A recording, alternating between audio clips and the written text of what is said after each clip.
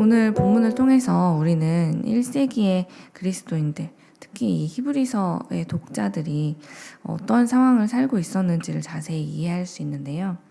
말씀이 쓰여지던 이 1세기에는 수많은 종교들이 정말 만연한 다종교 사회였습니다. 신전을 중심으로 한 그 문화가 인간관계와 그리고 고대인들의 삶 속에 그대로 녹아들어 있었기 때문에 종교는 그 자체로 삶의 기본단이라 말할 수 있을 만큼 사람과 사람 사이에 인간관계도 신전을 중심으로 맺어져 있었고, 또 사람들에게 가장 인기 있고 또 영향력을 끼치는 문화도 그리고 또 사상도 이렇게 신전과 이방 종교에서 나오곤 했죠. 그래서 사실 이런 문화 속에서 기독교를 믿는다는 것, 그것은 당시 사회로부터 단절되고 또 인간관계로부터 고립되는 일을 각오해야 하는 참 어려운 일이었습니다. 특히 유대인 그리스도인들은 자신들의 동족인 기존의 유대인들로부터도 굉장한 핍박과 회유를 받고 있었는데요. 그러던 중에 이제 이 예수님을 믿고 그리스도인으로 돌아섰던 유대인들이 이 불편하고 힘든 상황을 견디지 못하고 다시 유대교로 돌아가는 배교자들이 생기는 상황이 일어나고 말았습니다. 예수님을 믿었지만 그래서 그들이 예수를 믿는다는 이유로 겪어야 하는 삶의 어려움과 불편함들이 계속되자 그들은 과거 의지하고 함께했던 사람들과 그들의 편했던 삶으로 다시 돌아가고 싶은 마음을 이기지 못했던 겁니다. 그래서 히브리서의 저자는 오늘 본문의 26절부터 31절까지 계속해서 아주 강력하게 배교하지 않도록 그것에 대한 경고를 하고 있는데요. 저자는 오래전 그들의 조상들이 출애굽의 은혜를 잊고 광야에서 우리 하나님을 떠났다가 죽임당했던 일을 상기시켜 주면서 하나님께서는 이 죄에 대해서 반드시 심판하시는 분임을 잊지 말라는 이야기를 해줍니다. 하나님은 무서운 분이 하고 그냥 그저 겁을 주려는 것이 아니라 하나님은 분명 당신의 백성을 위해서 자기의 아들까지도 아낌없이 주시는 정말 커다란 은혜와 사랑을 베푸시는 그런 자비하신 분이 맞지만 그리고 또 우리의 죄를 오래오래 참아주시는 분이지만 반드시 언젠가 하나님의 때가 되면 그 죄에 대해서 자기의 백성까지도 아주 철저하게 심판하시는 분이었다는 것을 잊지 말라는 것이죠.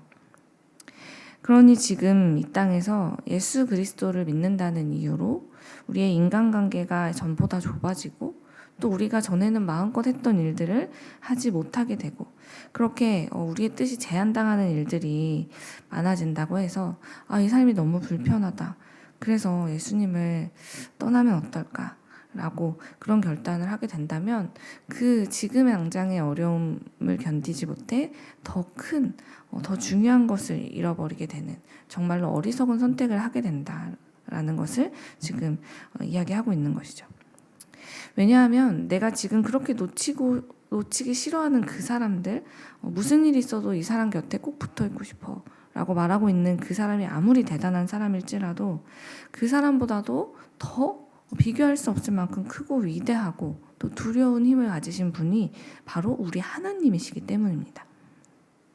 사랑하는 여러분, 혹시라도 우리 중에도 우리 주님을 예배하고 또 그분을 따라 사는 삶보다도 우리 안에 있는 사람이 좋아서 그냥 이 모임에 참여하는 것이 너무 즐겁고 좋아서 우리가 혹시 신앙생활을 하고 교회에 오고 있는 것은 아닌지 우리 마음속에는 그런 마음이 있지는 않은지 함께 돌아보았으면 좋겠습니다.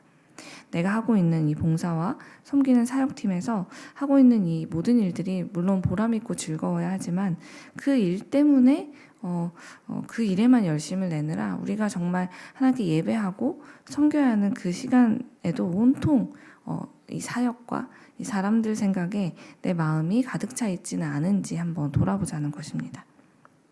분명 교회 안에서 만난 우리 형제 자매들과의 관계가 너무너무 중요하고 또 우리에게 주어진 사역을 끝까지 감당하는 것도 정말 가장 중요하다 말할 수 있지만 또 그 모든 관계와 일보다도 사실 더 중요한 것은 우리 예수 그리스도가 누구신가를 기억하고 그분을 믿는 믿음을 끝까지 온전하게 지켜나가는 것. 그것이 사실은 우리 신앙생활에서 가장 우선돼야 되는 일이기 때문입니다. 우리가 교회에 모이는 유일한 이유, 그것은 가장 첫 번째로 예수 그리스도가 되어야 한다는 것이죠. 저는 지금 교회 안에서는 사람과 사람 사이의 관계는 좀 덜 중요하게 여기십시오라는 말씀을 드리는 게 아닙니다. 여러분의 사역에서 적당한 열심을 내라고 말씀드리는 것도 아닙니다. 우리 신앙생활의 목적, 우리의 궁극적인 목표가 어디에 있는지, 내가 지금 바른 신앙생활의 길을 걷고 있는지를 수시로 점검해 보자고 말씀드리는 것이죠. 왜냐하면 우리는 눈에 보이지 않는 하나님보다 눈에 보이는 사람들을 원래 더 자꾸만 의지하게 되고, 또 눈에 보이지 않는 결과보다 눈에 보이는 결과가 있는 사역의 자리에 금세 매료되어서 하나님을 자꾸 놓치게 되는 그런 본성을 가진 사람들이기 때문입니다. 그래서 이런 우리의 본성을 가진 상태에서 혹여라도 우리가 그렇게 사랑하고 의지하던 사람들과 이 사역에서 마음이 상하거나 시험에 들게 되면 어떤 일이 일어나겠습니까? 그토록 좋아하던 그 사람 때문에, 내가 그 사람 때문에 교회를 가라고 했던 우리가 이제는 난 그 사람 때문에 교회 안 가라고 이야기하게 되고, 그렇게 내 삶의 이유가 됐던 그 사역 때문에 우리가 교회 다녔다면 이제는 그 사역 때문에 시험이 들게 되면 그 공동체를 떠나게 되고, 하나님 왜 나에게 이런 일을 맡기셔서 이런 일을 겪게 하시는 거예요? 라는 원망이 저절로 나오게 됩니다. 그러나 예수님께 받은 은혜와 그 사랑을 늘 예배 가운데 누리고 그것을 확인하게 되는 분들은 내 안에 가득 채워진 이 사랑을 누구에게 전할까? 어떻게 전할까?에 늘 관심을 갖게 되어 있어요. 그래서 사랑과의 관계에 의해서 어려운 일을 당하긴 하지만 그것 때문에 믿음이 좌우되는 일은 겪지 않고, 또 힘든 일을 당해도 그것 때문에 교회는 다시는 돌아오지 않을 거야 라는, 그렇게 떠나게 되는 일은 일어나지 않는다는 것이죠.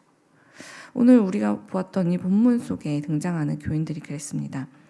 그 그리스도인들, 이들은 기존의 자신들과 늘 한 민족이고 함께했던 이들로부터 큰 고난을 당했고, 그 과정에서 정말 배교하는 사람들까지도 생겨났죠. 우리 교회 안에서 다시 떠나가는 사람들이 생겼다는 겁니다. 하지만 떠나는 사람만 있었던 게 아니라고 말씀은 이야기하고 있죠. 끝까지 이 환난과 힘든 싸움을 견뎌내는 그리스도인들도 많이 있었습니다.